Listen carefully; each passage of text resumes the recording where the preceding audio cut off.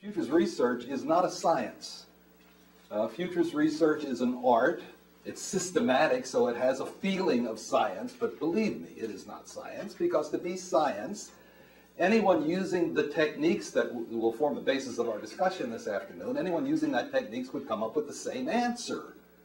And people practicing these techniques in futures research come up with different answers. So there's a lot of personal bias, a lot of bias, personal or otherwise, a lot of attitude and a lot of experience that goes into forming this field of futures research. Systematic, we can hope for. Science is beyond our ability so far. That doesn't mean it's not useful. It is very useful to try and answer the question, what is going to happen? Why is it useful? Because it can affect policy. If we don't make the link between futures research and policy, we're writing science fiction. There'll be reports that go up on the shelf, and 10 years later you can go back and say, see, we told you, and get some kind of psychic reward from that, but it hasn't changed the world. It hasn't done anything. It's sat there inertly. So if there is one message I want to put across for today, it is this. Futures research is an input to planning. It is an input to policy making. And that is its purpose for existence. That's the reason we spend time on it, so that we can illuminate those things that have to be said in order to make more informed policy. Informed policy is what we're about. Futures research is a component of policy research. It is an input to policy research. So when we talk about futures research, we can end the discussion there, but if we're really honest, we should carry the discussion into decision making. What is it that decision makers ought to know, have to know, in order to make better decisions? Part of the answer to that question is something about the future. Tell me what's going to happen.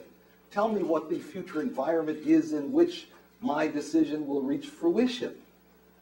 And it's that link, which I hope I can make for you before the afternoon is over, that I think is most important to remember. When futures research really began, I'm pegging us back, I mean, the modern incarnation of futures research began back in the 60s at RAND, primarily. Computers were just coming on the scene. So the hope among us that were doing the experiments back then was that as computers got better and bigger and faster, we'd be able to build bigger and better and faster databases, and equations would flow out, and the machines would crank out whatever it was we wanted them to crank out. I'll tell you that that image has now evaporated for a number. And then about the same time, expert studies. At RAND, in the early 60s, the idea was, you know, we could get a handle on the future this way. If experts were to agree about some aspect of the future, don't you think that would be some insight into the future?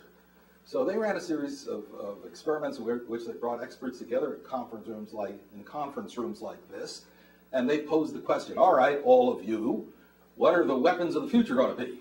And you're a ballistics expert, you're an aerodynamics expert, you're a thermodynamics expert, and the idea was that the melding of these skills and orientations would produce an answer that was worth listening to.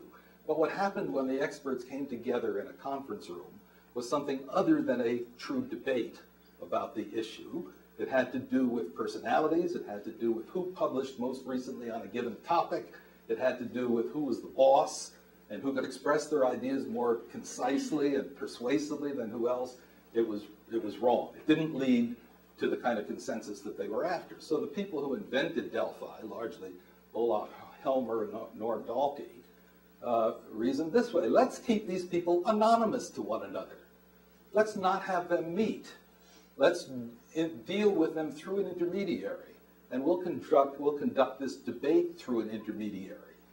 Answer the question, what future weapons do you think will be on the table by the year 2000? And you give me your answer from your perspective, your answer from your perspective, and then in a second round, we feed it back, and we say in the second round, here are the weapon systems that came out of that first round. When do you think they will happen? And we get a range of dates back. And then in the third round, why do you think it's so early or so late? And the reasons for early or late, you see this is now building up that debate, are then fed back in the fourth round, where the question is, now given these reasons, do you now still think that it will be that early or that late? And gradually the consensus emerges. Back in those days, consensus was everything. You measured the success of a Delphi study based on the degree to which you got a consensus. Well, that was fake, because the people who were the outliers were made to do more work. So it was easier for them to move toward the consensus than to give the reasons why they wanted to maintain their their extreme positions. But nevertheless, that was interesting, important, and that first RAND study in 1964 sparked a whole series of Delphis. How many have been done since then? Thousands, on all topics. Any topic that you mentioned, someone somewhere has done a Delphi study, for better or for worse. Scenarios came next, very important technique that permits us to grapple a bit with uncertainty, as I'll show you in a few minutes. Very well developed, widely used, and lookout panels, an adaptation of Delphi, came on the scene about then. Normative visions became another topic of focus. Can we build scenarios that are normative in some systematic way? The answer is yes. And now at the top upper right-hand corner, we see complexity, the challenge to Newtonianism. I can build a deterministic model, which gives me an unpredictable, in a sense, an unpredictable future. I will show you before we're done this afternoon an equation which looks so simple, and it has only one coefficient in it that I can change the crank up or crank down, and by cranking it up or cranking it down, I can give you a time series which is non-repeatable forever, and yet it is deterministic. In other words, if I knew that equation and the value of that coefficient, I could predict it exactly. It is deterministic. But by looking at the historical data, I have no clue about what the future is going to be. This is the challenge of complex systems to the Newtonian idea of the clockwork universe. So, and we're dealing with complex systems. There's nothing that we deal with that is as simple as F equals ma. And therefore, we've come full cycle. We've said the future is thinkable, it feeds into decisions, and all we've got to do is build bigger computers. We built the bigger computers, and they told us we were on the wrong track. There's no such thing as a singular future. If there were a singular future, then we would be under then there would be no free will, no determinism, no ability for decisions to make a difference. Doesn't matter what you decide. I know what that future is going to be. It is a future. So it is very much a mark of this field to be talking in terms of multiple futures. And which future emerges is a function of decision making. It's a function of policy. We want the future that is the better future, and we're going to invent policy that changes the probability of events and leads us that way. There's the linkage. I'm making it for you already between decision making and futures. That there are many futures. They flow from history. The odds of them differ. Some events are unknowable and discontinuous. Bear on that for a minute. There's a limit to futures research no matter how sophisticated we get. There are unknowable, not just unknown, waiting to be discovered, but intrinsically unknowable events. That's an important recognition. It gives us a little humility at the start of this activity. Sure, we talked about terrorism before, but hijacking 4 airplanes? Unknowable, at least unknowable to most of the people in the world. Few people knew about that. A breakthrough in science.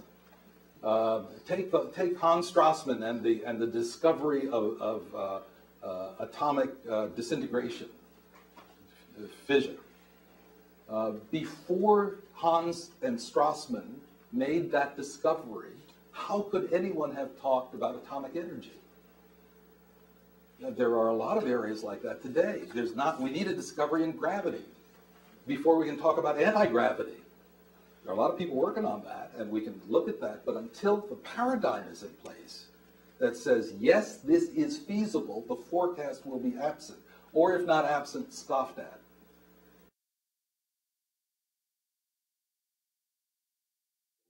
This came from a study that we did for the FBI at one time in their futures group. And the question was introducing new computers into the detection and analysis of crime. And we built 4 scenarios that are described on those 2 axes. The axis, the ordinate here is attitudes toward crime, from liberal to conservative. And the abscissa is economic intensity of the country, from low to high. Lousy economy, good economy. And out of the permutations of those extremes, we formed 4 scenarios. One in the upper right, for example, was a lousy economy and a conservative public, conservative attitudes toward crime. Well, there the scenario said, I don't care if your budget was low, catch those guys, build that machine. Down in the lower left, where we have liberal people but a low economy, it's a good thing you didn't build a bigger machine. You couldn't build it anyhow, but it's a good thing you didn't. Over on the high economy side, conservative, the public says, here we've got the big machine and the high economy. The public says, terrific, for once we got what we needed. And in the lower right, there's a public outcry, big brother fascism. All right, so what good does that do? We build the 4 scenarios, we write them up, they're great reading. What good does it do? Here's what good it does. If I can find some strategies that work in those 4 vastly different worlds, then they are good bets. Those strategies are independent of the worlds in which they are implemented. So here's the power of scenarios. It's not just to imagine those worlds. It's to find policies that work no matter where you put them. No matter how the world turns out, these are good bets. These are things we ought to be doing. It doesn't matter what the economy does. It doesn't matter what attitudes of crime are. Build the computer this way. And that's what we did. So I've introduced a couple of ideas to you here. One is the idea of scenario space. When you're building scenarios, you want to think first about the dimensions of those scenarios and how they differ. You want to force yourself into a regimen which includes the same thing in every scenario, but gives it from a different perspective, gives it from the perspective of that world you're describing. And as a final step in scenario writing, you want to develop policies, you want to develop strategies that are robust. And by robust, what I mean is they work no matter how the world really turns out. It's powerful. It's a very powerful technique. And the building of the scenarios is often as important as what they say in the end, because it requires groups of people usually working together to imagine futures for your organization and the world that surrounds your organization, so that there's a shared spirit of the future that emerges from that work. There's a difference between accuracy and precision, right? A Delphi can be very precise and very inaccurate, right? Accuracy and precision are 2 distinct concepts here. And while we like to go back and say how accurate were we were damn precise, but how accurate were we? The answer is we're pretty good, pretty good. When people say, why should I believe futures research? Tell me what the batting average is before I want to commit my resources to it. That's an acceptable question and a reasonable question. And the answer, in my judgment, is when we're talking about scientific and technological things, the batting average is about 2/3. Very good, I think. 2/3 in terms of what it was that we forecasted that happened at about the time that it was expected to. What we don't answer in that way is how many things happened that weren't forecasted. Lots. Lots. We went to this group and said, tell us about the important things. Here's the list. But there have been some attempts to answer the question, what happened that wasn't forecasted, but they've been few and far between. Yes. Is that a meaningful statement in terms of the fact that you're taking an aggregate for that 2/3 of every study that's ever been done? Yeah. That doesn't represent an investment strategy in futures. No, and furthermore, if you changed my dimension from science and technology to social science or political science, the batting average would be very low, very low. Anything dealing with fashion, anything dealing with decisions that can be made without much history behind them. There's no momentum there. There's nothing that carries you forward. Remember, momentum is an important concept here. These guys, when they gave us these answers, were telling us what they read about and what they thought about. Not what they hadn't read about and what they hadn't thought about. And they knew that there was a laboratory process going on somewhere. There was research underway, or could be. I guess for Arthur Clarke, who was a member of this group, he was thinking about some of the science fiction stories he had not yet written, but would. So batting average is a strange question, an admissible question, difficult to answer. The way I answer it is the way I started, and then go on to say, but it doesn't have to be accurate to be useful. For example, Malthus's, and later the Club of Rome's, forecasts on reaching a limit to the production of food where population outpaces food. Remember that work? When was that? That was the late 60s, I guess, early 70s. Was wrong. Just wrong. It was wrong. But it was extremely useful to understand the dynamics of the system which could lead to that kind of conclusion, and the necessity for getting a handle on population growth, and for watching agricultural productivity, and for starting to address problems of distribution of food, and so on. So forecasts can be wrong and yet useful to the decision process.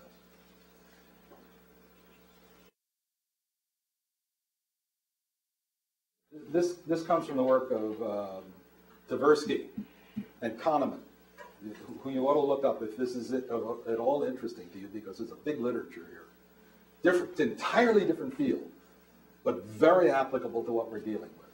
This is a question that was given to executives. Sam is a shy, retiring, meek, helpful, and tidy person. What is his occupation most likely to be? Salesman or librarian? The answer, 2/3 of all executives chose librarian. Yet note this, there are 14 million salesmen and 188,000 librarians. So a better bet would have been to say salesman, right? So you've got a stereotype in your mind leading you to this answer. And maybe he is a librarian, but it would be unusual if he were, because the odds are he's a salesman. The odds are he's something different than either.